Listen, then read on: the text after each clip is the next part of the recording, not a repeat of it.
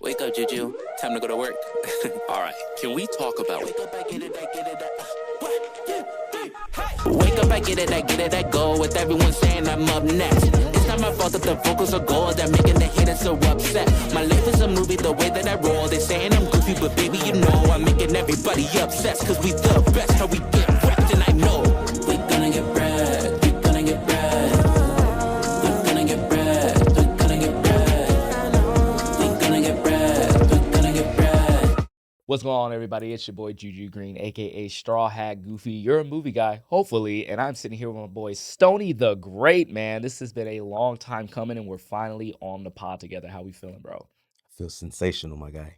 When I started this whole TikTok, social media, creating content thing, in January 5th of 2022 was my first video, and by that point, you were already like doing Batman screening hostings. You know what I'm saying? I remember that. And hosting the Oscars. So I always like kind of watched you and a few other creators like, man, I got to get where they at. You know what I'm saying? And just going through the process of making these videos and getting these followers up, bro, I have no clue how this happened.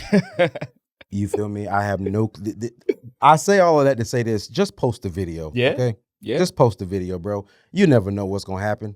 And no, bro, you ain't the only one though. Like this man called me famous like a second ago. And Yeah, it's my famous friend. Stop it. Like I still don't feel that at all, bro. Like I just kind of I told somebody, I said this at Halloween Horror Nights when somebody was talking to me. I said, I post my videos, I go home and take care of my daughter, and I'm chilling, right? Yeah. Like nothing about, I'm not gonna say nothing about my life feels like famous. Yeah. You know what I'm saying? Like, cause I've done like a lot of things. Like I've traveled the world at this point. Like, as a kid from Compton who ain't never been on a plane up until 4 years ago, like being able to see new places and stuff like that is still wild to me, right? And so like I never take none of that for granted. I never take people recognizing me and stuff like that for granted. But at the end of the day, bro, like I feel that those moments are given to me and I'm grateful for it, right? Like that doesn't happen without like, people watching, people engaging, and, studios and, the powers that be invited me to places, right?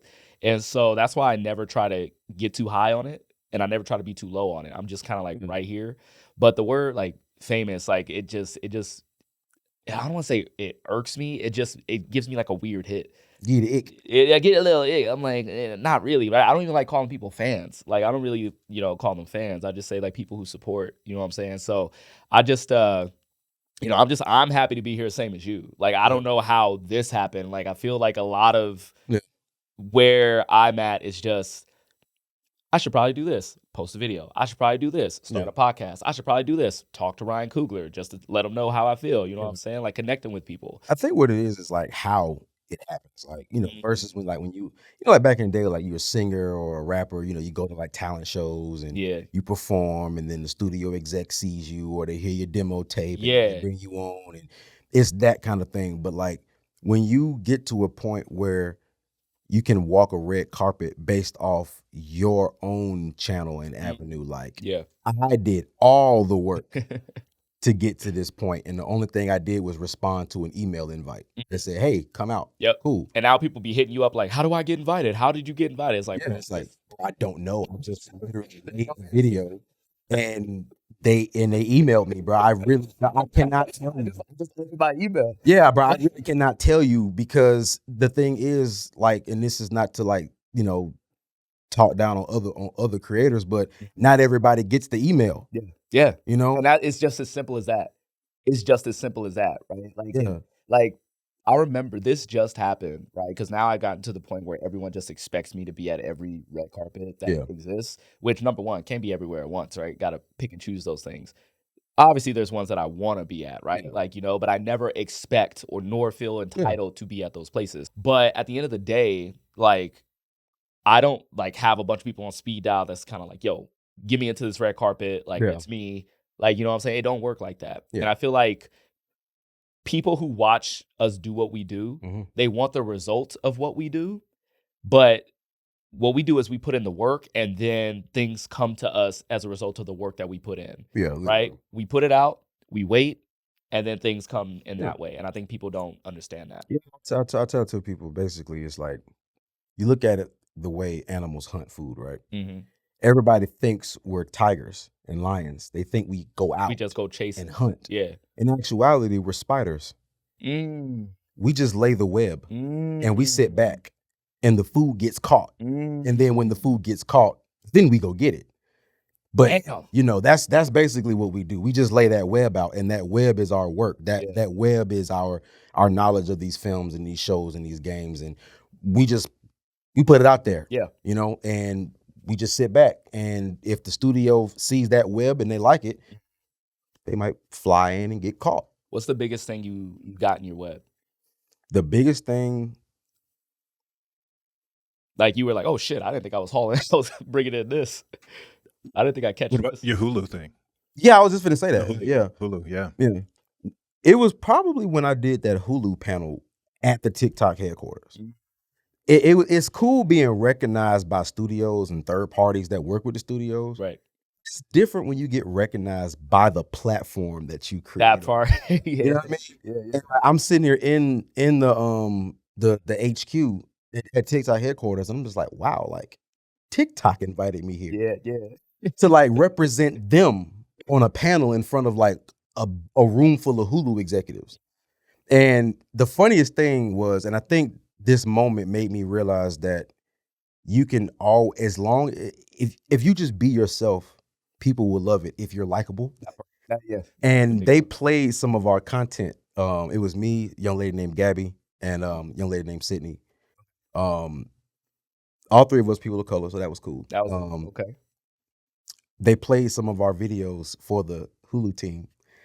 And one thing I've been doing lately is I've actually been kind of cutting back on like the profanity in my videos. Yeah. I get that. I just try to I've been adding profanity lately. Notice that too. It's like I cut back on the cussing, he'll drop an F-bomb. I'm like, whoa. You know what I'm saying? That's us coming together, man. Yeah. In the middle. So in the video that they chose to play was a video cussing? A lot. Dude. It was a video called Pick 3 to Protect You, the rest will try to kill you. It was a Jurassic Park video. So it was like all the different big bag dinosaurs. Yeah. I was in that video cussing like a damn sailor in front of these, and it's ringing through the whole studio room. And I'm just like, how many white people was it? Everyone was white except us three on stage. I was like, oh, this is bad. And they were dying laughing and like engaged with the video. Right. And like everything I said, they just latched on to me. And it's like, wow. It just showed me that sometimes your talent is just that you're a fucking dope ass person. Yeah. And that's really what it is. Like sometimes you may just be that dope that you can build a career off being dope. And you know what, man? And that's the crazy thing too, is like there are people who will start hating on you because they feel like they could do what you do. And I feel like this is like one of the few jobs where anybody can do it. But at the same time, it's like an oxymoron because like everyone can do it, but also everyone can't, because you got to be dope. You got to be personable. You got to be charismatic. You got to be comfortable, right? And I see so many people who like, turn on the camera, they start talking about their favorite thing, but they're so stiff. You can tell they're trying to be something that they're not. You got to be attention span proof. Yeah, you got to, exactly. Right? Because the people I can spot from a mile away, like you're not being authentic. And when people ask me like, oh, any tips that you can give? I'm like, bro, just be yourself. Like I know when you talk to the homies outside of the movie theater, this ain't how you sound. Right? And I talk to you, bro. You be cussing like a motherfucker. And it's the same way when you're on your platform. And so we got to be in you, not on you. Yeah. You know what I'm saying? And like, I gotta say, when I first saw your content, bro, I think, the first time I actually kind of like perceived you, I think you was in a live stream and I saw your name for the first time and I didn't know if it said, it's Tony or Stony. And I was like, it's Tony, Stony? And then I remember you said, it's Stony. Stony's cool. And I was like, okay, Stony. And so I would interact with you in the lives and everything. And then I finally saw one of your videos and I said, oh shit, it's Stony. Like, Stony cool. Like, you know what I'm saying? I'm like, instant follow. Loving movies, loving the horror, and I'm just like, this guy, and I knew that this guy right here, I was like, this guy, I bet you he's the same way, like if I see him in person. Yeah. And sure enough, we see each other in person. I said, that's why like me and you connect like that, right? Like we may be like from different spots, but you could tell we have like the same upbringing. Yeah. And we have like the same like worldview, right? And we talked about this like a little bit before the cameras turned on, is that whenever we're in spaces, it's automatically uncomfortable. Like we just kind of feel like out of place. Very much so. And you live in Atlanta. It's like a Hollywood type place, but not necessarily so. Yeah, it's Black Hollywood. It's Black Hollywood, right? Like I grew up in LA, and everyone on the outside sees LA as all Hollywood. Bro, I grew up in Compton, and Hollywood just always seemed far away. But yeah, man, like I did not care about what I wore at all, man. So like even when I started this, I was same old shit, like wearing whatever the fuck I wanted. And then I started going to like red carpets. I started going to events. And now it's like, fuck, I got to start stepping my game up, get more presentable. I got to tell you, I've noticed the style evolution because we've been friends for about 2, 3 years? About 3 years. Yeah, about 3 years. Yeah. And I've noticed, man. I noticed. Yeah. Hey, listen, I was in Korea. I said, let me get some Korean threads real quick. Let me tell you. Yes. You know what I'm saying? Yeah. So like, and I'm not trying to like, I don't still break the bank on shit. Like if I buy something that's like a hefty price, I'm wearing that shit to multiple things. I'm not a one-time wear type of guy. So I style mismatch. I'll do that whole thing. And I feel like that's important to me now, because it builds up my confidence. You know what I'm saying? I'm on camera all the time. Like, don't get me wrong. I wake up, don't do my hair. I'll make a video or whatever in a tank top. Like, it is what it is. But like, bro, sometimes you just got to show who you are, like from a style perspective. Like my muscle tone been coming up. You gonna see. You gonna see this. You know what I mean? But I just also miss, bro, when I played ball, man. When I was playing ball, like I was in shape. Like, and I never want to be that guy that like just lives in the past of like that shit. But like it was a big time. Like, like I was a basketball player before all of this. Right. And so I still have that mentality in everything that I do. And so, I look at myself now and I'm like, shit, man, my shit used to be especially when I run into people from like the past and they say like, yo, man, you blowing up, but like you looking like little thin, my guy. Like, but luckily it's gotten to the point where they'll see me and be like, okay, like you look more or less the same.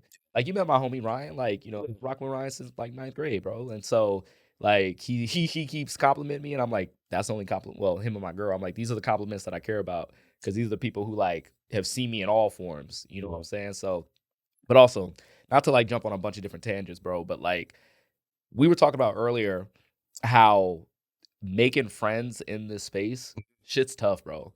The shit is like tough because it's so, I find it harder and harder to find people who are like genuinely want to be your friend and not just be your friend, but people who genuinely care about you and your well-being. And like I've gained friends and lost fans quicker than I've ever done in my life. Right? Like I've never had this issue when I was like, whenever I worked at Disney, whenever I worked in advertising, whenever I was going to school, like my day one A1s, Mike and Ryan, shout out to Mike and Ryan, like, never have none of these issues. Then you get to people who make content for a living and they always hearing shit about you. And then they're always asking something from you. And if you can't give it, they'll just cut you off. Right. And that's been like the biggest thing that's like, I've been like struggling with. So I'm glad that you and I connect in the way that we do because it's hard to like, every time I meet somebody, like I'm friendly and everything, like I could be friendly with anybody, but I'm constantly gauging, right? Like, what do you want? What do you need? Like, what type of friendship is this going to be? What type of I don't even say friendship anymore. I'm like, what type of relationship this is going to be? Yeah, with me, bro, like you, I still got my same day one homies from like my homeboy Mikey. Shout out to my boy Mikey, Mikey Chapman. Met him when I was 9 years old, bro, in the year 2000. Me and that man still best friends. My homeboy Patrick, shout out to my boy Pat. Met him the first day of 5th grade. Nice. 2001. Me and that's he drops me off to the airport every time I gotta come out here. Every 2 weeks, he's like my chauffeur. Like, I'd be like, hey, bro, I gotta go to LA. He'd be like, what time, bro? You know what I'm saying? And they always been there, and they were, and we didn't even go to college together. Like, we went.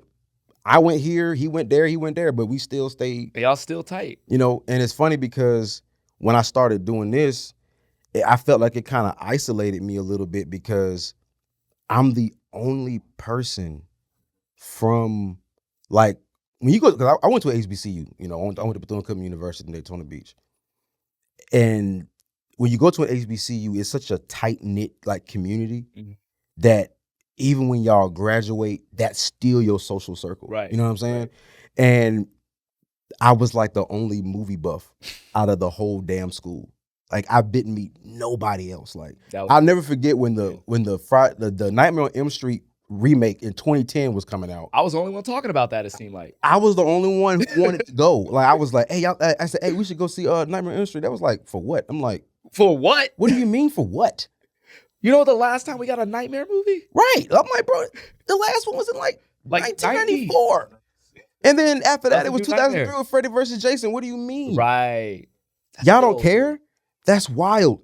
And I always consider myself what I like to call a hood nerd. Yeah. You too hood for the nerds, but you too nerdy for the hood. Like, it's like when you get around like hood folk, you look like them, you dress like them, you talk like them, you sound like them, you look like them. But when they get to going, you like, man, I don't know what y'all need to be talking about. But then you get with like the nerds of the school, it's like zero swag, zero bitches, zero, like your hairline don't exist, my dude. Like you've been wearing the same Dragon Ball Z button up for the past week, my. Of course, the girls look at you crazy. Yeah. You run around school do the Naruto run. With the Naruto run, bro. Stop blaming these girls for why they don't like it. It ain't the nerd stuff. You're hissing at people and grabbing. Right, bro. Doing power. Have you ever heard of a lineup? You feel me? And they nappy headed too with the lineup. With the BDBs lineup. So it's like if you approach a girl with some swag, bro, she might like the fact that you collect Pokemon. Yes. In fact, she might buy you something. Yeah. You know what I'm saying? So I was always stuck in that middle, and it was always weird as hell. It's like, God, I don't relate to nobody. I can't. My family's still hood as fuck, bro. Like still live in the project, and I still live in Compton, bro. Like Compton, Long Beach, like they're all over, and they proud of me, and I love them. Like we love each other. It's always all love. Every time I talk, but my aunt, she called me Denzel. She been calling me because I started like acting in high school. I used to do a couple plays. I used to help out with the plays and whatnot. And so she came to one of the shows, and ever since then, she was like, Denzel, you little Denzel Washington. That's what you is. And so now she sees all this. She watches all my stuff, but she don't take a movie recommendation from me. Right? Like she don't, like I be talking to her like, hey, yeah, this movie coming out. She's like, I ain't heard of that shit at all. Like, she like, shit, she like in her 70s or something like that. And she just, the whole family just be like, okay, well, we'll see if we'll check it out. They ain't checking that shit out. They watching Tyler Perry. You know what I'm saying? And like, I was just about to say, but they know about the Madea movie. They know about the Madea movie when it comes out. I was gonna say, yeah, them plays, boy. Listen, whenever a new Tyler Perry movie would come out, I was the only one in the family that was like, y'all can't be watching this shit. We got to do better. And we have to, right? We can't do this. We got to do better. Like I remember I told my aunt, I was like, listen, Nate, stop me when you can name the movie. Tyler Perry movie. There's a woman, probably a light-skinned woman. She got a man, right? She got a rich man. At some point, the rich man abuses her, kicks her out the house, and then she runs into a dark-skinned man, bald-headed, kicks her out the house, abuses her. She leaves, finds a light-skinned man, does manual labor. He might drive a bus. He might fix your kid's crib or some shit like that. And then she wonders if she should get with him, but she can't because she's used to the rich man. Yeah. She got an evil mom that wants her to marry for the money. Yeah. Madea shows up somehow. She's apparently everybody's auntie or grandma or whatever. Gives her some really bad advice. They go to church. She realizes she needs the manual labor light-skinned man. and everything is how which movie is that? Oh wait, that's all of them except for Daddy's Little Girls, where they switched it, and Idris Elba was the guy who had the bad baby mama. You see what I'm saying? The bad dark-skinned baby mama. The bad dark-skinned baby mama. Who had the evil brown-skinned drug dealer boyfriend. Come on. And then the only thing they switched up a little bit was Gabrielle Union was the girl, but she was having her hesitancies like, oh well, he got it. And they kind of split the storyline with Family Reunion. The light-skinned girl was with oh yes. I forgot bro name. Sorry. She was with him. He was whooping her ass. Then the sister, who was a single mom. That's every Tyler Perry movie. Keep going. Met the bus driver dude. Yeah, the bus driver dude. The dude who was in like he's in one of like the cop shows or whatever. Yeah. And then like he took the kids for ice cream. And like he came back and she was like, no one's gonna hurt my kids. And he's like, the fuck? I just got ice cream. He just took him for a double scoop. You're wild. I love that we talk about the movies, but now we're talking about the movies. Yeah. Each movie. Bro, it's all of them. Right. It's all of them. And like I keep listen. Shout out to Tyler Perry for what he's done for the culture. Have to for the culture. Showed us what we can we can do. Yeah. It's just he is the prime example of what did you sacrifice, right? Like what did it take? Everything. Like it's like I'm sorry, I gotta like hold some stuff in. But I keep hoping that he's gonna put out something that I'm like, yes. So I watched his latest one. Actually, he had 2 movies come out this year. I think it was the school one, Homecoming. Mm-hmm. I saw Homecoming, and then I saw he had the one with the Straw. Yeah, Straw. No, it was. Sorry, I saw Homecoming out of hate. Straw was the one with Taraji P. Henson. Yeah, what was the one with the black women? The space the pilots. No, the pilots. The Kerry Washington one. Yes. Yes. 688. 688. Yeah. So it's like he'll do something like that and prove that he can. Wait, did he direct it though? He did. Look, I think he produced it. He produced it. I'm like, did he direct or write? Let me check. I think he produced it. You see what I'm saying? Yeah. Listen. The thing, I'm like, maybe as a producer, fuck yeah, bro. Like as a producer, do your thing. But as a writer, director, I know people say write what you know. Mm-hmm.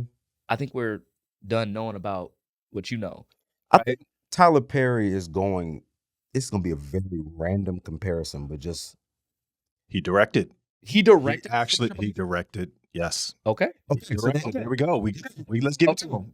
So then I can bring that. There you go. Bring it back. If he directed it, then that means that he can. He can. Yeah. Okay.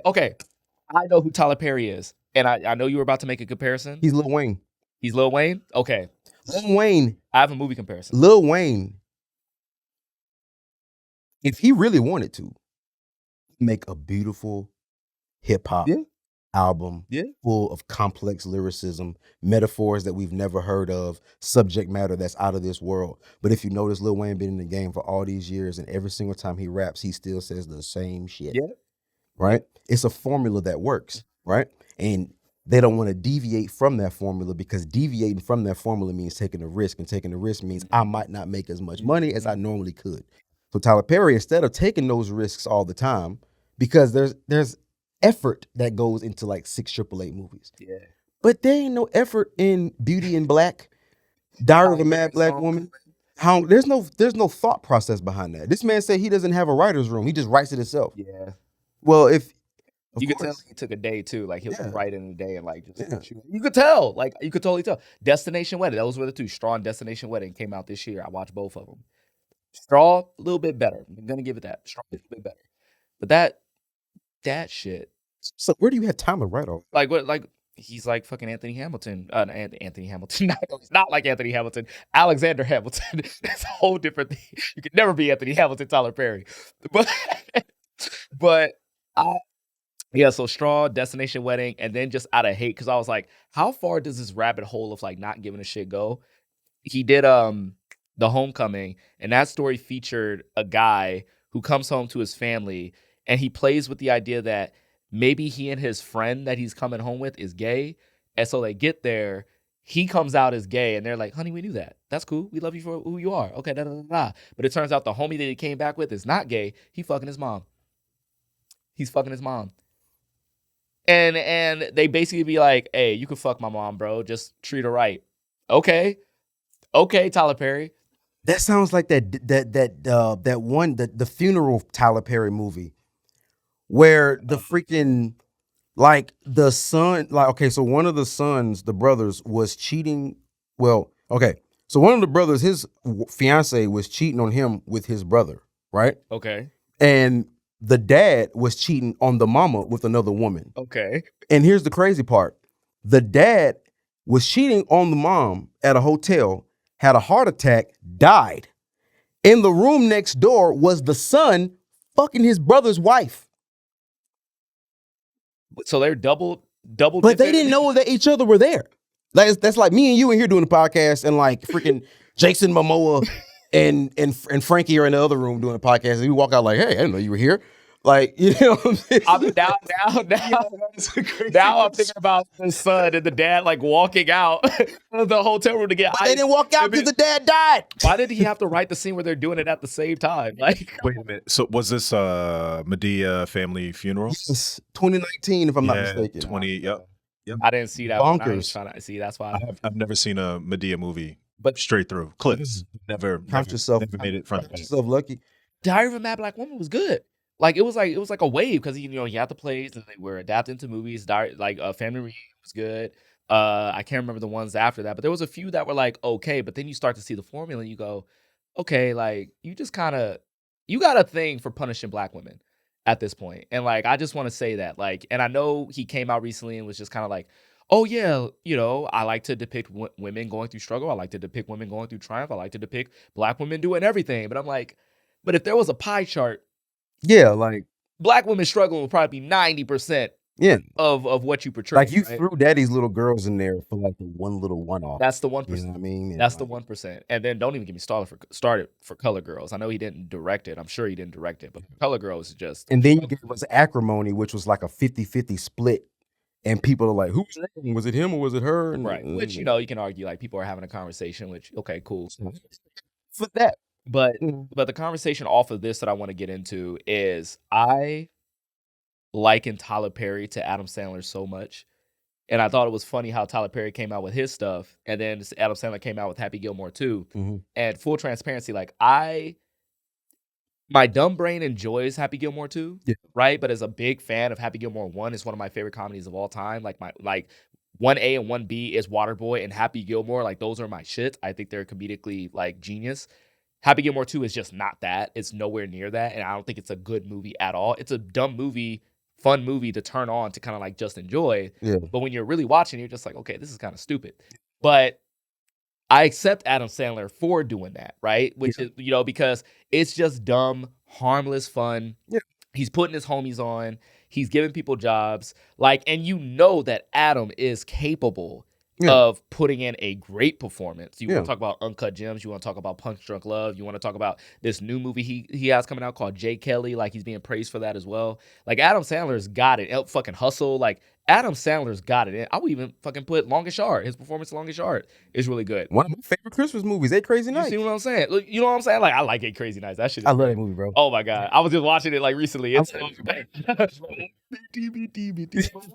like that scene is so. I wonder if that man ever wiped his ass with the wrong hand. It's just stupid fun. It's stupid fun, and like Adam Sandler and Tyler Perry both have formulas that they have. They know their audience. They know what people are gonna watch, what they're gonna love, and they accept it, right? Yeah.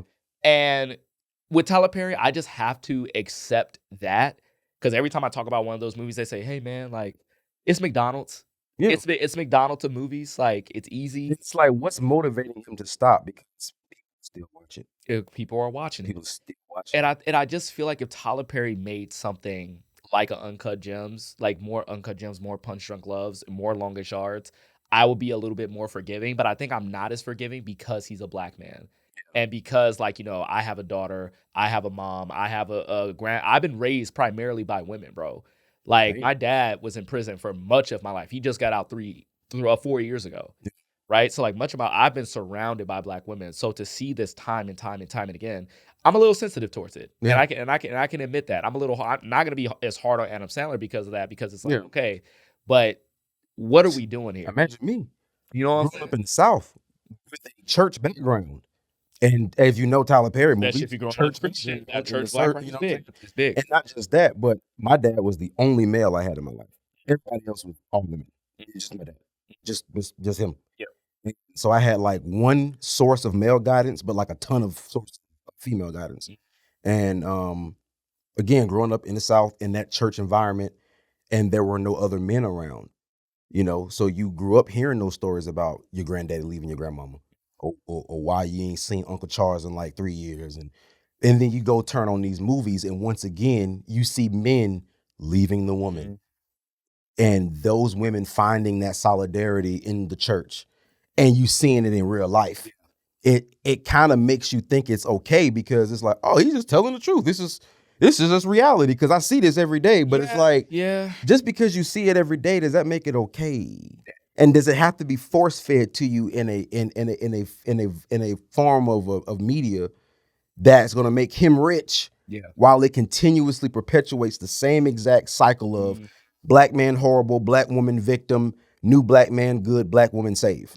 It's the same cycle all the time. And it's like if you made 3 of those movies, right? 4 max. It's a new form of blaxploitation. And I think that's the smartest thing you said right there, because you're using this thing and you're saying like, this is my bag. Yeah, I'm gonna tell this story across generations, but at the same time, like, when are you gonna depict the men who are there? Yeah, you know, as a black man who is like actively in his daughter's life, like, the daughter is like right outside right now, right? I take her everywhere with me. Like, I'm like, where's that story? You know what I'm saying? Like, Daddy's Little Girls was that 1% of that. But why the baby? But the bitter baby mama. But then you got the bitter baby mama, and it's, you know, so I think as creatives, as creators, and I'm not saying like I'm a director or anything like that. What I like about, you know, people like a Martin Scorsese or a Quentin Tarantino or Ryan Coogler, you know what I'm saying? Like, they tell different types of stories that they want to tell based off of their experiences at different points of their life, right? Like, Sinners was made because Ryan like had an uncle pass away, and he wanted to make something that he would like, right? That like explores his heritage and stuff like that. Because that got him to get more connected to his Southern roots. Exactly, right? And then all these other ones are like IP films. They're all different types of stories. Yeah. But like one director telling the same story over and over and over and over again, right? That's when I'm just kind of like, okay, bro, you have an audience and like they're going to eat it up. But for me, that's just not really my bag. Yeah. Whereas like, you know, Adam Sandler, he's just telling dumbass poop jokes and like, you know, like all his characters are just dumb, like cartoonish type of character things, but it's funny, right? Like it's, you know, so I just think it's funny that we're living in a time where we're having people who have a formula, who have a recipe that works. Yeah. Right. We're seeing Dwayne Johnson break free from that. Yeah. Finally, right? Like Dwayne Johnson was just doing whatever the hell, like just being Dwayne Johnson in every movie. And he said himself, was I doing this because I love the business, or was I doing it for me? Yeah. Right? Like, what do I love to do? And he's doing this. He's doing a Martin Scorsese movie coming out, I think, in a year or 2 or something like that. And like, we're going to see a much different Dwayne Johnson. And then we're going to like, once these 2 movies come out, we'll see what he does like later. It seems like he's in a different mindset. But we're going to look back and say, remember when Dwayne Johnson was just in everything? That just like had no rhyme or reason, no nothing. Like, he was trying to take over DC universes. He was doing Fast and Furiouses. He's fighting gorillas and monsters and stuff. Like, he's had 4 separate movies in that same shirt. And the safari outfit. Unserious. Like, we can't have a conversation with this. That's what I love it, bro. The same shirt. It's unserious, bro. It's like in the same damn shirt. Like, remember when he did 4 so serious separate movies in the safari shirt? Yeah, bro. There was that one meme. I think they showed like a scene of him in Rampage, a scene of him in San Andreas, Jumanji, and it's another movie, and it was just like, you'll never believe these are from 4 different movies, bro. So I went to. You know what I'm saying? And like. There's this creator that like it's a lot of studios and movies that do that, man, and it gets on my nerves. Like that, the formula. Just stick to the formula. And like, you know, there's merit to it. Like, I don't want to say merit, but there is a rhyme and reason to it, because I love them Fast and Furious movies. Right? Like, I love the formula of the Fast and Furious movies. Like, I can't get enough of them shits, right? Like, they could keep going. They could keep going. Like, they could keep going. Like, at this judge, you giving me dinosaurs. Giving me those dinosaurs. Like, give me dinosaurs. No more dinosaur. I'm gonna keep coming back. I'm gonna tell you that it's not a great thing. Like, I'm so deep in the Jurassic Park. When I saw they made the T-Rex, it was like, sign me up. Give me that. I need it. I like it. Right? But I would keep it a buck with you. I'm like, this shit is stupid. This is dumb. It's dumb, but like, sign me up. Sign me up for that shit, right? And so like, there are people who like what they like, and like, it's the reason why fucking the Ernest movies were so big. Medea was the new Ernest movies and shit like that. So like, I'm not gonna like yuck nobody's yum, but I am gonna tell you that I don't like your yum. You know what I'm saying? Like, we have different taste buds, and I'm gonna just keep it a stack with that, right?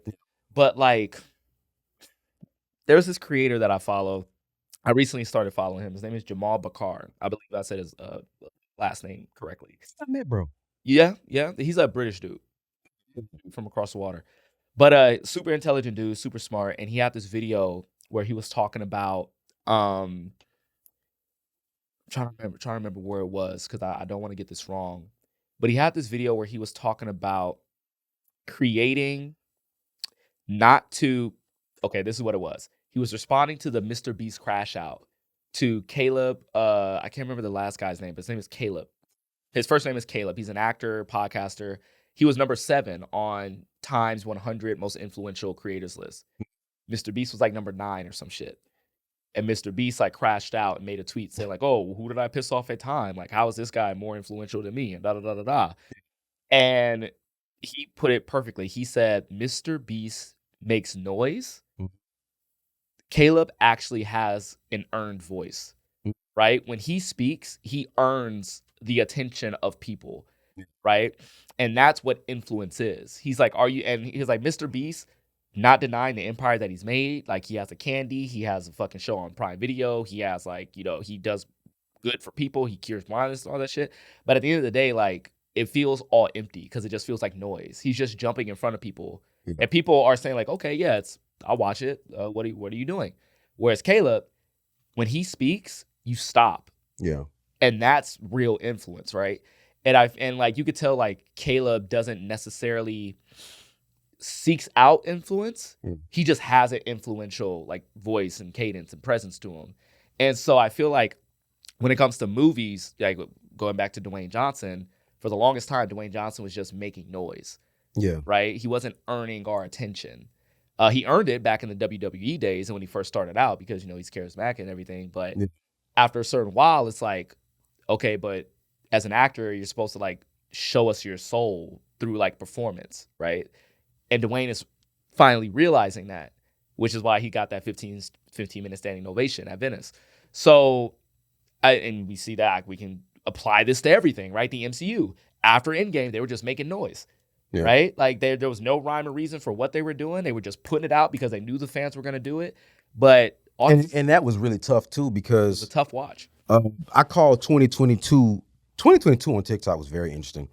I call that year the Great Marvel Civil War because that was the year the we back versus we never left. That was the year where the fandom was at each other because you had one side giving genuine criticisms of where the MCU had went direction-wise.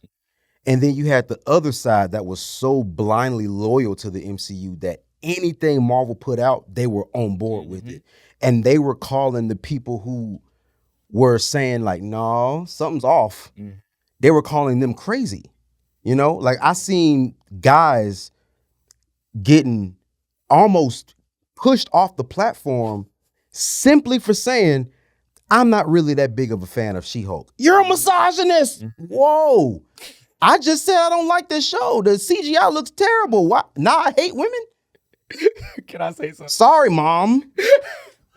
I didn't know I hated women till today, apparently, because I don't like She-Hulk. I gotta say something because I was at the center of that conversation too. Because I was one of the guys that said like, if you don't like She-Hulk, how did I say it? If you're a fragile man, you're not going to like She-Hulk. Yeah. That's what I said. And it was like... Which is facts. Which is facts. Because it was a very woman-centered show. It was a show that put women in the position of power, that put women in a certain light. And to deny the fact that guys can be pigs would be lying. Yes. To deny the fact that every guy that tried to holler at She-Hulk in that show, that's how men act for real. Yeah. And if you want to deny that fact, then you're part of the problem. You know what I mean? It's like if you don't like She-Hulk, that doesn't automatically mean you're a misogynist or a fragile man. I didn't like She-Hulk, right? Right. I didn't fuck with She-Hulk like that. Like, I was like, it's funny, it's cool, but like, it's low on the whole Marvel project. Probably like bottom like 5, right? Yeah. So, but then I was like, but if you're a fragile man, 100% you're not going to like this shit. So people were threatening to fight me. Yeah. Like they said, "Oh, say that shit to my..." No, bro, for real. I got the comment. Like I have a video responding to the comment where he says, "I like to see you say that shit to me in person that I don't like She-Hulk." And that was the first time I said nigga on TikTok. What's funny is there's another. It's like, come on. There's another, but it is not the last. You know what? You know what? That is why that studio don't invite me to shit. That's probably what happened. There's another Marvel movie that had some of the kind of the same thing, and that was Black Panther. Oh yeah. Do you remember when George made that video, Movies and Stuff 14, my boy? You remember that video? He was doing like I love George. I think it was what was the video? It was like some magazine had came out with like their top like 100 comic book movies. Oh, and they had Black Panther at like number 2 or something like that, like number 1. And he was just like respectfully disagreeing, saying like, no, I don't think that. He was called racist by so many people on TikTok. He didn't deserve that. And it's like, that man did not deserve that. He did not deserve that. Just because I agree with him. As a white person, if you don't like Black Panther, that does not mean that you're racist. However, if you are racist, you won't like Black Panther. It's the same thing with She-Hulk. If you are a fragile man, you won't like She-Hulk. But if you don't like She-Hulk, that doesn't automatically make you a fragile man. It's a weird, little thin line, but there's merit to the whole thing. Like there's a Venn diagram. Yeah, like everyone thought that the whole thing is the middle. And you're talking about me. It's like, nah, you're on this side, bro. Like, and also, it's a good thing to say because it brought out the fragile men. It did. Right? Because I'm like, if you're not fragile, why are you what you talking to me for? But yeah, dude, like I can't even remember like how we even got on this. Oh yeah, because like that era of the Marvel Cinematic Universe was just so split and so crazy. It was every project was like, we back, and it's like, oh, we never left, and oh, it's shitty, oh, it's actually back again. And I stopped really going hard on Marvel content because the product was just all over the place, and like it's hard to theorize when they don't even know what they're theorizing about. Like after the Eternals Harry Styles thing never came to fruition, I was like, what are we doing here? Like, Blade came out and says, what are we doing here? I actually used to make a lot of MCU content when it first got on. And again, 2022, bro, everybody was MCU. Bro, that WandaVision era was crazy. Like the WandaVision Falcon Winter Soldier era, the Loki era when that shit kicked, bro. So mind you, 2022 is post No Way Home, post Eternals, post Shang-Chi, entering She-Hulk, entering what else was 2022? Multiverse of Madness. It was a lot, bro. It was a lot of stuff, and this was also during the Batman. So we got this DC movie, this one DC project that people are like holding way above everything Marvel in like the last 3 years. Didn't the Suicide Squad also come out 2022? Yeah. James Gunn's Suicide Squad. Yeah, that came in. So people was looking at DC like, they got some. Hold on. They got some. They cooking. What y'all doing? You know what I'm saying? Yeah, that was very, very What made me pull back from MCU content, honestly, bro, was the engagement. The engagement. People are so nasty on that side. Oh, bro. It's funny because you would think that like horror people would be like dickheads and like edgelords. No, but they're not. The horror community is the nicest, most pleasant people in the world. People who inherently like horror are the nicest people you will ever meet on the planet. This the most beautiful. They look scary, but they're actually very nice. Like David Dismalchin, he is sweetheart, and he's like a horror master. Horror master, dude. Like, we need to get him back. I was going to say we got to get him back. That's before we actually locked in. Yeah. So I would love to have him back now that we have everything set. That man's working between Street Fighter. Yeah. Because he's playing. Who is he in Street Fighter? Bison? He's not Bison. No, fact check it for me real quick. Yeah, I want to say 50 Cent's in that. Bro, everybody's in that, it seems. You know what I'm saying? But he's got Street Fighter coming out. He's gonna be in One Piece as Mr. 3. Like, man's directing. He's in everything, bro. And like, we got to get him back because he's a good friend and like, again, nicest guy you'll ever meet. He makes his own comics, bro. Like, that dude is just, he's crazy. But back to what you were saying, I think what really, Bison. Yep. See, I think what really like muddied the whole like Marvel conversation was people who like the movies and people who like the comics and all the people in between, right? Because the people who read the comics are like, oh, well, how come you didn't know this? You need to pick up a fucking book. And it's like, sometimes people don't want to read comics, bro. Sometimes people don't read comics. Sometimes people just go in, oh, you're just an MCU fanboy, and it's very possible to be only an MCU fan because they basically created their own storyline. Like it's its own universe.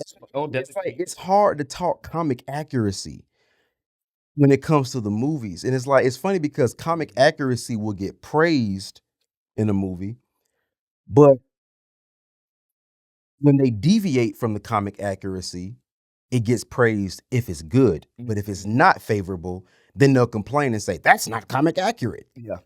Well, if that's the case, then Infinity War ain't comic accurate. Yeah. Yeah. It's not. Yeah. Thanos' reason for wanting the Infinity Stones in the movies is not in the comics. That story starts with everybody getting snapped away. He's a simp. Yeah. He was trying to impress Lady Death. Deadpool ended up smashing her. How you gonna make that a movie? That makes sense, right? They changed that whole storyline to make it fit into a cinematic universe because it would not make sense. Imagine a movie with Josh Brolin's Thanos trying to cuff Lady Death, and here comes Ryan Reynolds behind him smashing Death's cheeks. And Josh Brolin's Thanos is just sitting there crying like the Jordan meme. Honestly, it would be a fucking comedy movie. Honestly, in a Deadpool movie, that still could happen. In a Deadpool movie, that would be hilarious. That's actually still on the table right now. Josh Brolin, I can see him coming back. Filming that. Yeah, it would work. But like for the serious tone that Infinity War was going for, no, it would have been crazy. Is that because like Josh Brolin was Cable in a Deadpool movie? He will come back and do it if they ask. And Ryan Reynolds say, "You look so familiar." Yeah, it's like he's like smashing him in front of like Thanos, and he goes like, "Take this, Cable." I mean, Thanos. I can see that. Listen, Ryan, I know you're gonna be a part of it. What was I gonna say? Because we only have a couple minutes left in this episode. No, I was actually I know I was gonna say we're getting there, but you guys actually made a really good point where there are some. So I'm one of those people that's in between. Like I was never really heavy on the comic books, but all of the things that were adapted from the comic books, the source material, right? So all of the TV shows, all the animated series, all the live action stuff, all that, right? Gotta talk some horror. We gotta talk some, and that's no, we're gonna get there. Yeah, I was gonna say, do you think it? And kind of going on your point though, there are some people, and I think this: if you are not familiar with the source material, and then you see a film. And they like the film. Some people think they're crazy because, hey, it didn't happen this way in this book. It didn't happen this way. But is there anything that would be justifiable to you where if you didn't know the source material, just saw the movie, standalone movie, great, but knowing the source material, then seeing the movie's trash? So I have two ways into that, right? Like, because ever since Harry Potter and Deathly Hallows Part 2, I'm gonna say 1 and 2, I started doing this thing where if I know there's a book, I'm not going to check out the book before seeing the movie, right? I'm going to check out the movie, get it on its own merit, and then I'll see the book and fill in the blanks like after, right? Yeah. Comics is a little different because like there's different universes, there's different variations, and I see any movie adaptation as like a different universe. Like I don't want it to be like one-to-one. Yeah. I could just read the comic. Yeah, it'll be cool to see the comic like being played one-to-one on screen, but like it's a different universe to me. So if I see something, if I rate the comic first and I see like a comic book adaptation and it's good, I'm like, this shit is fire. Like I'm not going to be beholden to it. Now, if they change certain big things to the character or like to the story and the movie doesn't benefit from that, then I'm going to be like, okay, like you change something and you're worse off for it, right? That's my big thing. Yeah.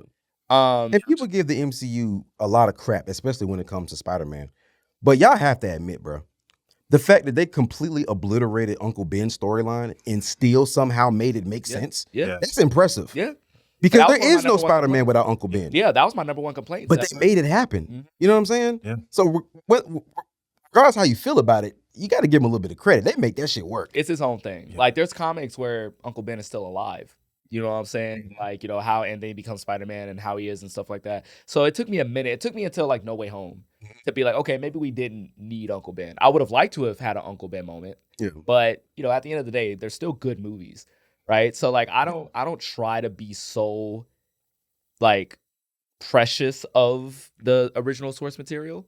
I'm trying to think of something because like I was going to say the Eternals, right? Yeah, I've never seen anything never, from kind of no. all I saw was the movie. Yeah, right. So they were a very unpopular group. Yeah. Right, and this is very, very. I'm talking very. Yeah. Very.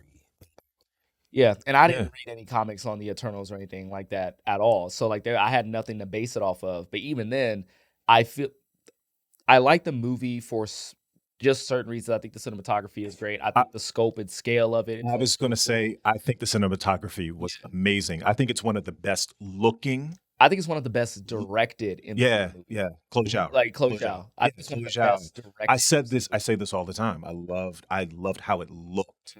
I did. I just think the content of like its heroes and what they were trying to do, the villains, it just felt very empty, soulless.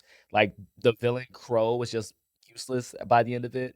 I was gonna call him Kit Harington, but Richard Madden, I believe. Richard Madden, yeah. Richard Madden, who plays Robb Stark in Game of Thrones. I just feel he was very like wooden in his performance while being a Superman copycat. It just, and then like all the superhero stuff of this movie just felt very like basic to me. So like, I just feel like the movie was just very lacking in a lot of areas.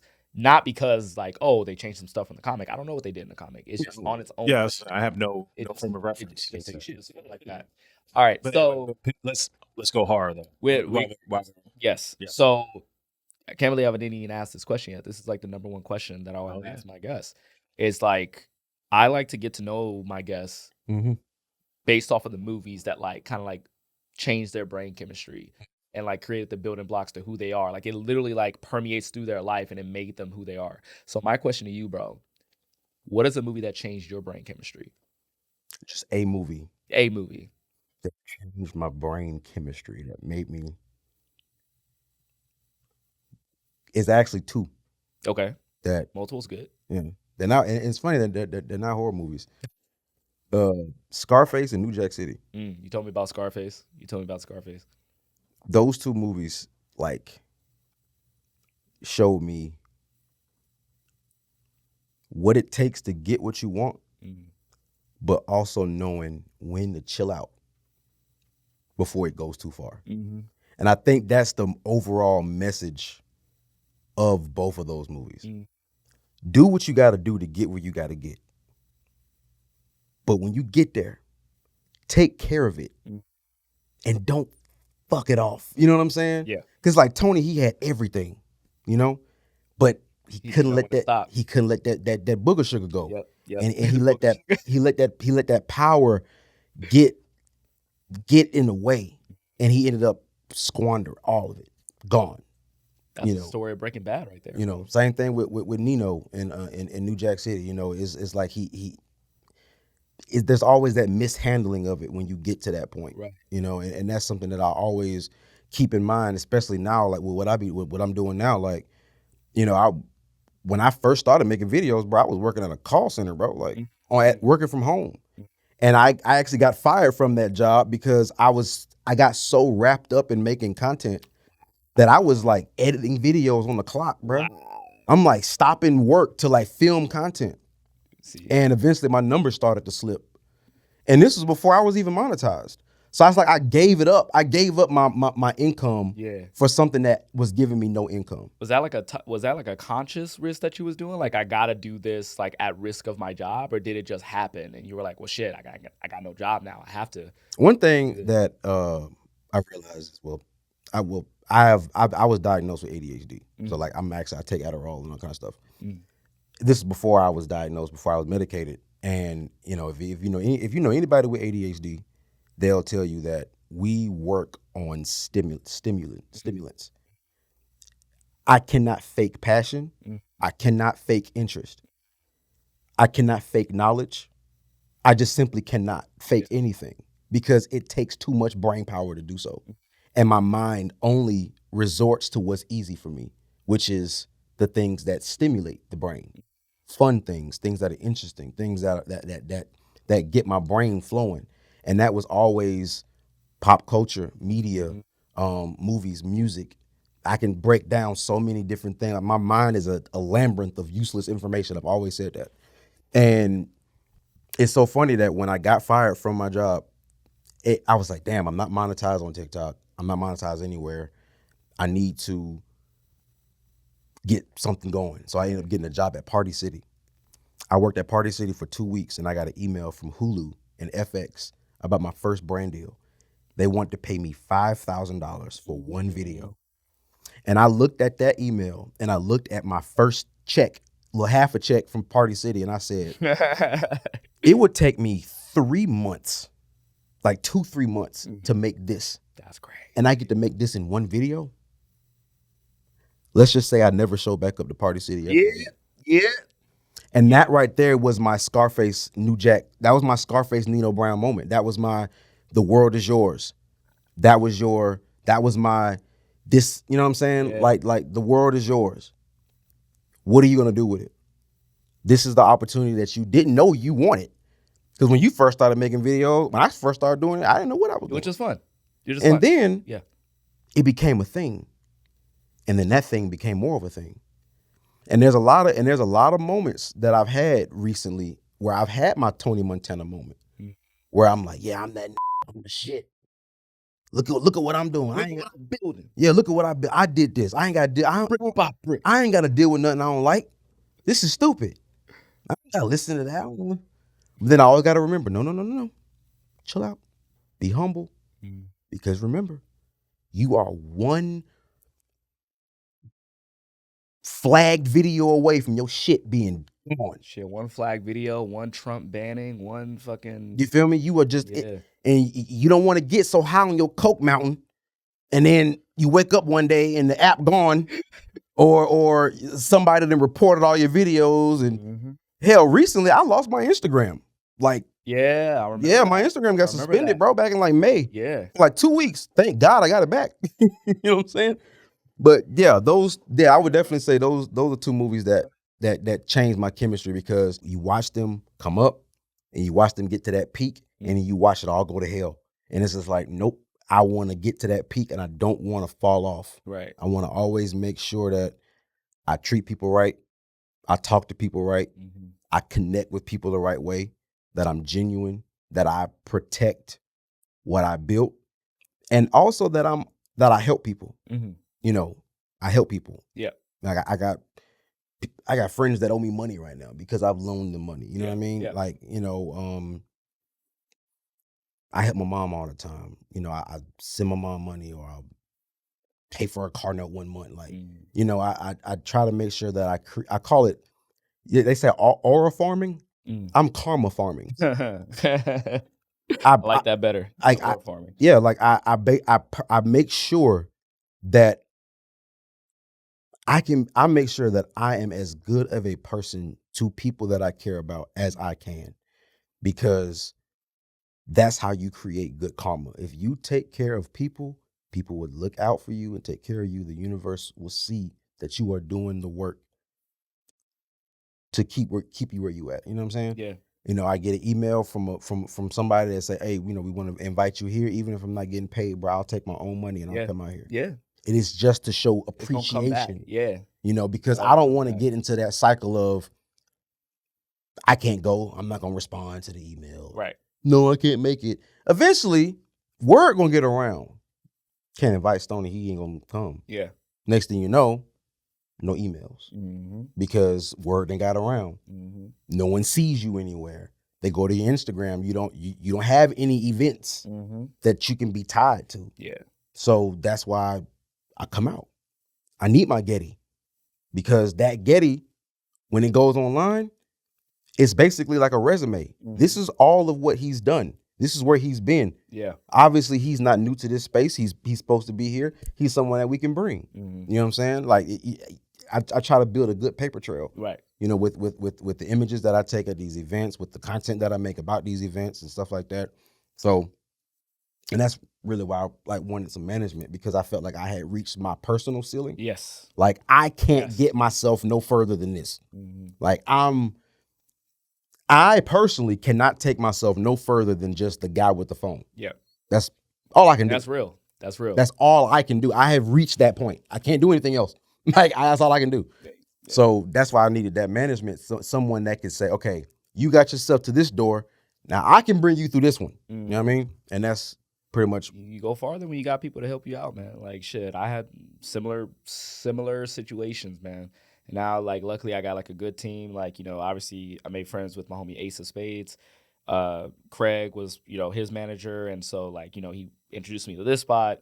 Got in good with Craig, and now me and him are tight as hell. Paul, Dave, like these are people that are like partially responsible for making Straw Hat Goofy, right? Yeah. So when you see me at all these different places, it's because these guys are like helping me along the way. Like I'm creating and I'm like reaching out and doing those things, but you don't get as far without like some people behind you. All right, we got to get into the horror because we've been talking for like hours something, and I know people want to hear about you. So I just got to know, bro, like you don't see a lot of Black horror people in the space at all, like at all. And I just want to know, bro, like what is it about horror that like excites you so much? Like what was that movie that made you go like, damn, this shit is dope. I gotta make this my whole life. Horror is a part of my life for so long, brother. I don't even remember because my dad was a horror fan. A lot of what I do came from him. Like if my dad was younger, he would be here. You know what I mean? Like, yeah. Like genuinely speaking, like if my dad was able to, he would be a movie creator because I get all of this from him. Growing up, the movies that I watched were 70s blaxploitation movies. Yeah. Martial arts movies. Horror movies. That just sounds like a dad's like triple threat, right? And the last one, Black Hood movies. Come on. That was my four-fecta. Come on. That was my quad right there. I was bred on the hood movies. Bro. Yeah, it was hood movie, horror movie, martial art movie, 70s blaxploitation movie. So a typical Saturday morning for me, bro, would look like Do the Right Thing. That would turn into Superfly. Superfly would turn into Enter the Dragon, and then by the end of the night, we watching Friday the 13th. That was what a typical Saturday movie day would. Bad Saturday night. That's what a typical Saturday movie day with my dad looked like growing up. You know what I'm saying? Yeah, man. And didn't grow up with a whole lot of money, so we was always at Blockbuster, at VHS tape. Yeah, at the little mom and pop video stores, and the mom and pop video stores always had like the best horror section. Yeah. And he used to always take me over there and would just like look through box art and be like, I watched this movie, I watched that one growing up, I used to see this one and stuff like that. And it piqued my interest. So I was just like, hey, let's rent this one. Let's rent that one. And then eventually, we just kind of just started watching more and more with me. And because, I'm the only child, and my dad was kind of young when he had me. He was like 24. So I was just always with my dad. Yeah. I was always with my dad. And if he wasn't watching a movie, he was playing a video game. And that's another side of me that I got from my dad. You're a big gamer. Yeah, like, I got that from my pops too. So it's like, all of that came from just being broken in the house and having nothing else to do but watch movies. Like pizza. Maybe that's why I watched a lot of movies. Yeah. I grew up on Pizza Hut, wings, and horror movies, like that ass. Listen. And going to the arcade, like, and well, we didn't have no arcade, but that's just, that's what it was, bro. And I just always loved Halloween too. Halloween was always my favorite holiday. I just loved the energy around Halloween. Yeah. I love that energy. And I'm starting to notice that Halloween has kind of gone a little more mainstream lately. Like I noticed like spooky season is a lot longer. Yeah. Like I remember back in the day, like you didn't see Halloween stuff on the shelves until like October 1st. Late November, October 1st. Yeah, like that was when you started seeing like, like September 27th, you started seeing, but now you'd be like the end of August. I'm confused. I feel like that's like a new thing. It is. It's like people are like, oh yeah, I got my Halloween in July. Yeah, Midsummer Scream. Like and again, growing up in the South, in a black, Southern churchy kind of environment, they ain't trying to celebrate it like that. No, my grandma used to tell me watching horror movies was inviting spirits into my house, and that's the devil right there. And it's funny because like I still deal with comments like that. Like the funniest TikTok comment in the world, and I'm putting this on the record, bro, is when y'all see a horror video and y'all comment, I claim no negative energy from this video. But you watch the video. You watch the video. You watch the video. And you're responding to comments days later. Like, you keep coming back. You could have just whoop. Yeah. Like how about not watching the negative. Yeah, or just click not interested. Something. You know what I mean? This is your algorithm. And it's so crazy because I noticed that happens a lot with Black horror movies. I cannot tell you how many times I've had people comment on all of my him content telling people, don't watch this movie. This is demonic. It's just like, you didn't say that about Evil Dead Rise. True. You didn't say, I ain't seeing people say that about Conjuring. Now that they're on the fourth one. Yeah, but you definitely said that about Sinners. I saw you. Yeah. I saw you in the comments. You said that. You know, Black horror is the most devilish stuff to ever devil. Yeah, you know. It's funny, like with Sinners and him, it's don't watch this movie. It's demonic. You're letting spirits in. But The Conjuring, that's okay. Evil Dead Rise, that's okay. I'm not gonna lie though. At that him event, I did not step on that little demonic symbol when they took the Gettys. I did. I did not. I said, she's like, oh, can you step? I said, can I not? I did that. I said, can I not? Like, because if something started happening like a couple months from now, I want to be the only one that survives. So wait, what's your favorite horror movie? My favorite horror movie, bro, The Shining. And it took me a minute to like actually like love The Shining for what it was. Like when I watched it as a kid, like I just did not get it. Like, because, you know, that movie is just as much artistic as it is scary. And I didn't understand the art behind it, right? But it was the first elevated horror movie. I would say that. I would 100% say like if The Shining came out now, it would definitely be made by A24. 100%. That's an A24 movie. A24 movie for sure. 100%, bro. Like it's such an isolationist movie. Like, and when you really understand that's when I understood atmosphere for the first time. Right? The atmosphere is so terrifying. Like the scene where he's like rolling in the hallways, and it's the sound of the board. He's going left, right, and you just know he's gonna run into something. And then the twins happen, the elevator happens, the freaking like Jack going into the room and the old lady coming out and stuff like that. Like, bro, like all that stuff makes you say this is one of the greatest horror movies of all time, and it's definitely like my favorite now. But for the longest time, it was Nightmare on Elm Street.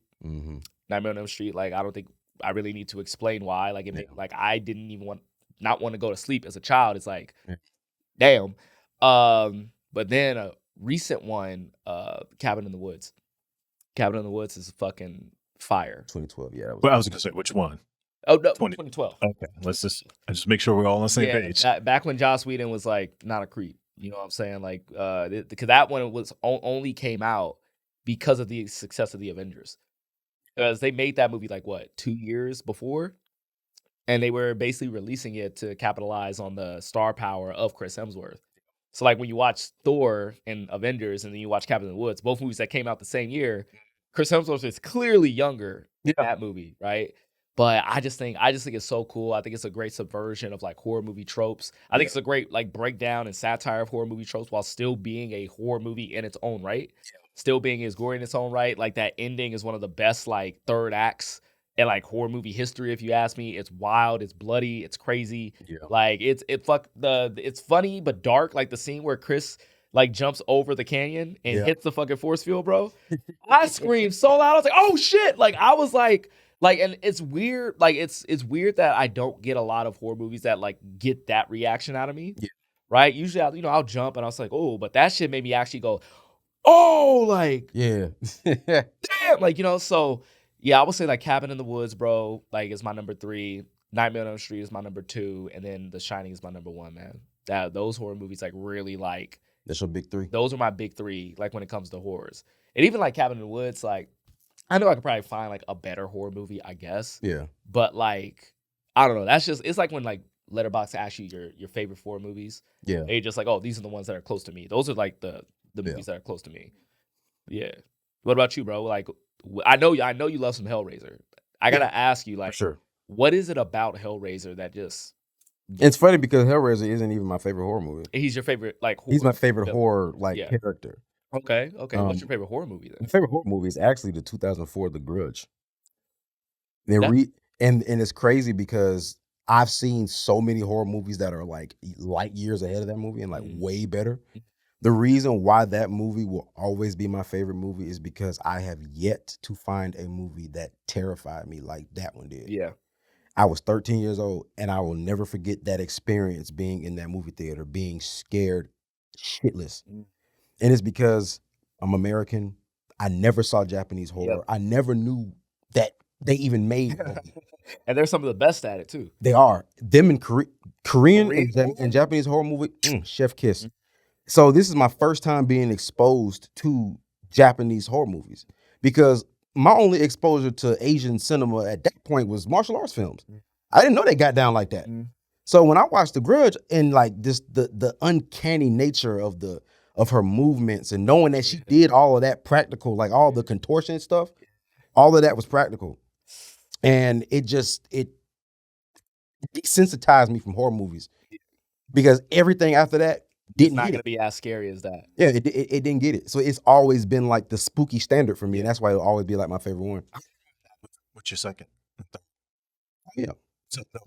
Yeah. You said you had a couple favorite horror movies. Right? Yeah. Three. Oh yeah. Yeah, my other ones would definitely be 1979's Lucio Fulci's Zombie. That is one of the greatest zombie movies ever made. Extremely grungy Italian horror, you know, the makeup, the practical effects, the slow walking nature of the zombies. They showed the zombies like coming out of the ground. You know, like this is like the first time on screen in a zombie movie where you can see a literal corpse come out of the ground with worms crawling in the eyeball to like show you that this is actually a like decomposing body. Like I don't think there has ever been a zombie movie that captured what a walking corpse looks like better than Lucio Fulci's Zombie, bro. That's a good fucking point, because like I'm thinking of all these zombie movies. Think of every zombie movie you've ever seen. No zombie movie has ever made them look like a walking corpse. I don't think I've ever seen that up until The Walking Dead did it. Yeah.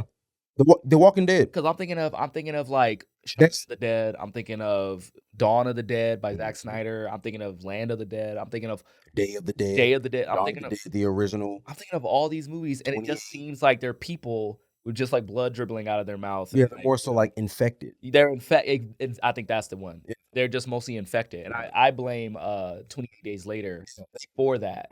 28 Days Later is one of the most impactful zombie movies or horror movies in general. It's the step story of zombie movies. It created a whole new wave of how we perceived the zombie genre, because the zombie genre is a staple. So, you know, before that, it was just the typical slow walking Resident Evil type zombies. Yeah.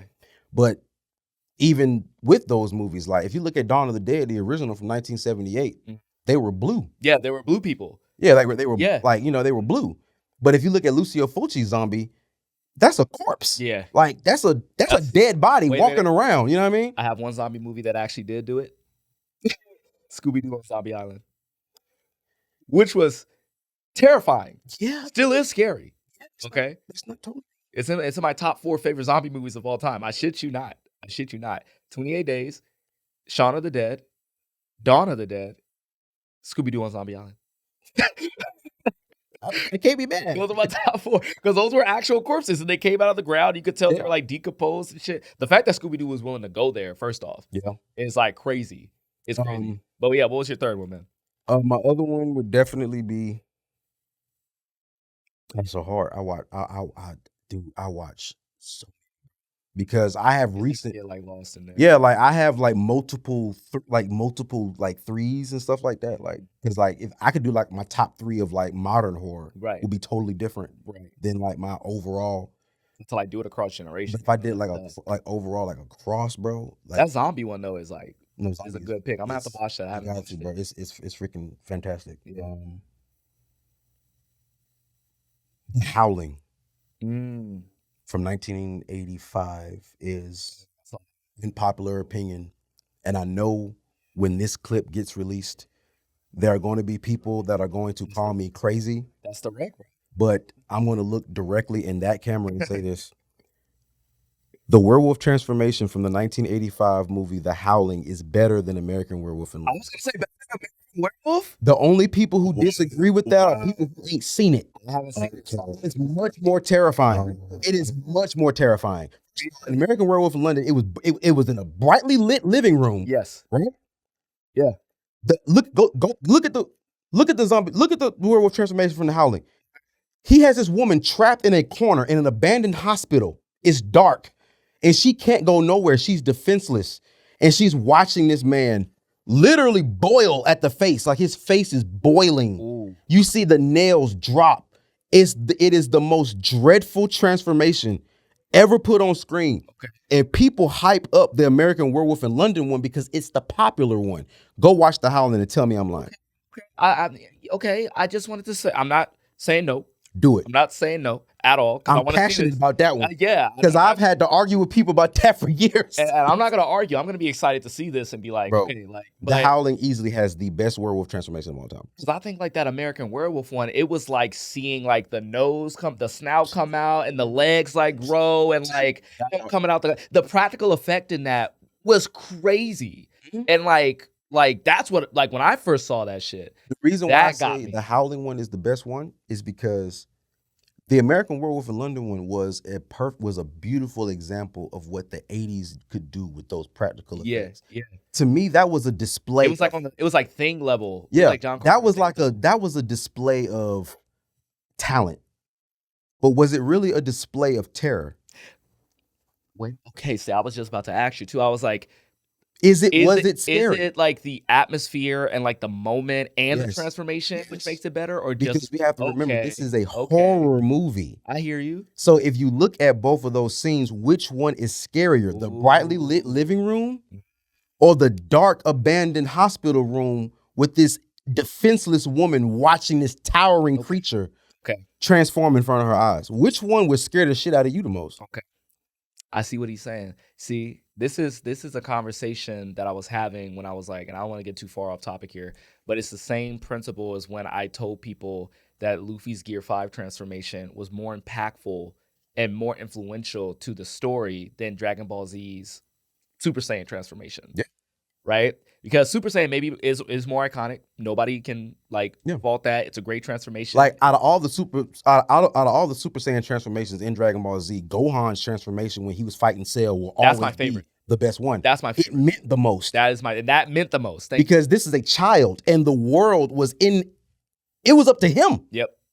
And only him. Goku was cooked. Not to mention, it was a passing of the torch from the protagonist of Goku to Gohan, because Gohan was supposed to be the leader of the show as well. And it was a culmination of the endless potential that everyone was saying to Gohan since Gohan was introduced. Yeah, he was always presented as this like, hey, bro, like a Franklin Richards kind of kid. Exactly. We always saw him burst, but this was the moment where Gohan arrived, right? But specifically the Frieza versus Goku, because everyone calls that one of the most iconic fights in all of anime, period, right? And that transformation is dope.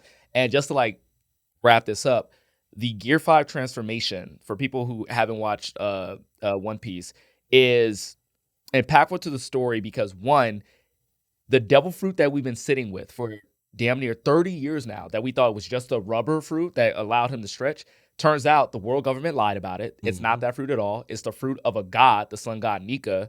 That information comes with, Nika was the previous hero in the past of One Piece, and Luffy is inheriting his will. You find out that again, the world government that's the reason why they've been chasing the devil fruit and everything like that. It was so much lore that came with that reveal and that transformation. They just made that big moment that much more impactful. It made the past make sense. It makes the future go, oh shit, that means we're going here and this and this and that. And it affects all the big characters in the world that was introduced thus far. And it took something that you thought you knew for 20-something years of storytelling and said, nope, actually. But then you start thinking back, shit, he did foreshadow this the whole time. Dragon Ball Z was more for this arc, this transformation pays off the whole Super Saiyan legend. And then after that, you get Super Saiyan 2, Super Saiyan 3, and then you just leave that behind. Yeah. But that Gear 5 is nah, bro. This is a ripple effect throughout this big story that is already ginormous. It's crazy. Yeah. So I see now that you put the Howling in this kind of category. It's when you do a transformation, because I was terrified as shit during that American Werewolf in London. It's terrifying. But now I'm excited to see this one because I feel even the roles of the werewolves were different, because in American Werewolf in London, we were watching who essentially was the protagonist turn into a werewolf. But in the Howling, it puts you in the shoes of that woman, and you're watching the antagonist. It's like Godzilla -1. You're watching the antagonist transform. So now you are being threatened. versus you taking this journey with him, watching as he transforms. No, you're faced with it. Like, oh shit, like he's coming after me. You know what I'm saying? The mood of it was just that much scarier, bro. All right, so I think because we do have to wrap up the show in a little bit. Now, last thing I want to know is, because again, you're wearing the shirt, and I got to talk about the shirt, bro. Yeah. What Pinhead? Why is he your favorite horror character? What makes him? He scares the shit out of me. I'm not gonna lie. I still have not watched Hellraiser because just the vibes is off with the. I don't fuck with the vibes at all, right? I feel like if I watch it, I might meet him for real, right? I can't. So what is it about Pinhead? You could educate me a little bit about him, but just go for it. It's like I just kind of like gravitated towards him mainly because of the taboo nature of that box art when I first saw it. Right? So when I first saw the box art, I said something about that looks a little wild. Like if you look at it's this dude who's all white. He has needles in his head. Don't like it. He has like these like open rips in his chest and they're bleeding. Don't like it. He's holding this box. It looks like some serious sick shit. You feel me? So it was that curiosity as a child, and I was so scared to watch it. So when I finally did watch it, I was just like, oh, this is wild. Yeah. It just got me. And what it is Pinhead was so different than other horror protagonists at the time, because think about it, this is 1987, right? Yeah. So all we know at this point are either werewolves, zombies, serial killers, some type of alien creature, mass murderers, right? You never saw a horror villain never lay a finger on anybody. You know? You never saw that before. Pinhead ain't never touched nobody. Pinhead is the definition of fuck around and find out. Yeah. That I do know. I actually made a video that went crazy viral last year, bro. It was called Horror Movie Villains That Won't Fuck With You Unless You Fuck With Them. And Pinhead was on that list just like Candyman. If you don't mess with that box, you will never have to worry about Pinhead. But if you mess with that box, your ass is grabbed. That's the only thing I know is like if you touch the box, like, Pinhead shows up. And I love Pinhead. He's badass. Like, do you know how badass of a character you have to be to literally bring hell to you? Like, no, I'm not going to take you. I'm not going to come here, grab you, and escort you to hell. No. I'm going to bring hell to you. That's scary as fuck. That's some scary shit. I always thought he was like taking people to hell. No, he brings hell to you. How does he do that? Pinhead will literally open this wall and split it in half, and it'll be a chamber. And he will take you behind that wall, and the wall will close, and you will never be seen again.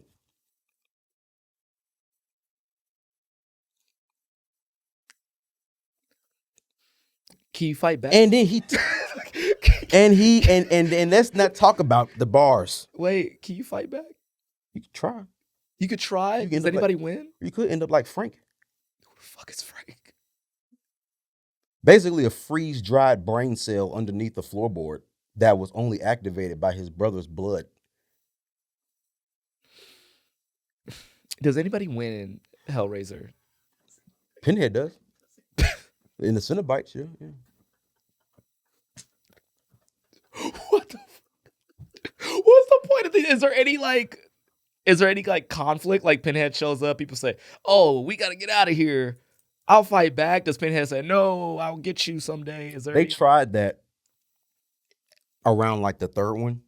There took 3 movies? 3? Oh, that's plenty. No, it took 3 movies for someone to try to fight. What happened is they tried to give Pinhead the Freddy Krueger treatment around like the third one. They started making him. They gave him personality and shit like that. And Pinhead was supposed to be very dry and stoic. Yeah. Like. Yeah, I understand. Like no expression. Just. He's more of like a force of nature. Yeah, and it was his delivery, his elegance. You know, he wasn't like Jason running around wild, or Michael huffing puffing, or like, Freddy Krueger talking shit. Pinhead would just show up like, there are many pleasures in this life. Some pleasures you suffer from, some pleasures you gain pleasure from. You have chosen the option of pain. Let's take a walk. That's Pinhead. That's some terrifying shit. I'm scared of you. Jason, I'm running. Pinhead, you're done.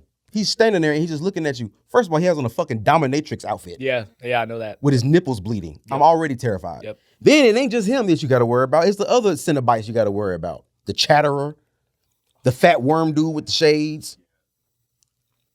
He's got a posse? They're called the Cenobites. The Cenobites. Mm-hmm. There's a whole gang of demons. And they just all chilling, waiting to do some torture shit. Yeah. And the crazy thing about it is Pinhead was a human. He was a man who played with that box, who got taken to hell, and he was turned into a Cenobite. And he just lived for this shit now. Yeah. And it's so crazy because if you ask Pinhead what he is, he'll tell you demon to some, angel to others. Who is he an angel to? Do you know how badass of a motherfucker you have to be? To be such a powerful demon that you're an angel to some people. Oh my God. You're that powerful that people see you as a, come on, bro. Come on, man. Fire. Okay. Fire, bro. Okay. I love Pinhead. Okay. That's why I got him tatted on my hand, bro. I love Pinhead. I'm scared of Pinhead. I love Pinhead. That's my favorite horror villain of all time. But you know what, man? Ironically, though, in the book, in the original, so the book was written by Clive Barker. It was called Hellbound Heart. Mm-hmm. That was what the movie Hellraiser was based on. Mm-hmm. And ironically, in the book, Pinhead wasn't really like the focal point of that book.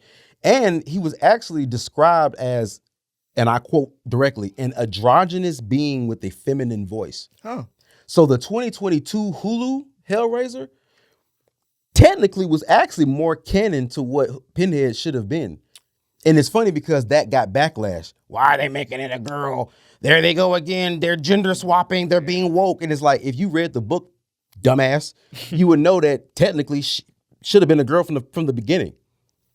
The 2022 Hellraiser sucked still, by the way. Yeah. But I appreciate the fact that wasn't a but that actually was legitimately in the book. Clive Barker actually wrote Pinhead as an androgynous being with a feminine voice. See, now I kind of want like Tilda Swinton or Cate Blanchett to play Pinhead. That would be Tilda Swinton is Pinhead. Yeah, I love. They got a Hellraiser game coming out. That's gonna be cool. I will not be playing it. I will be. I will be. I will not be playing it.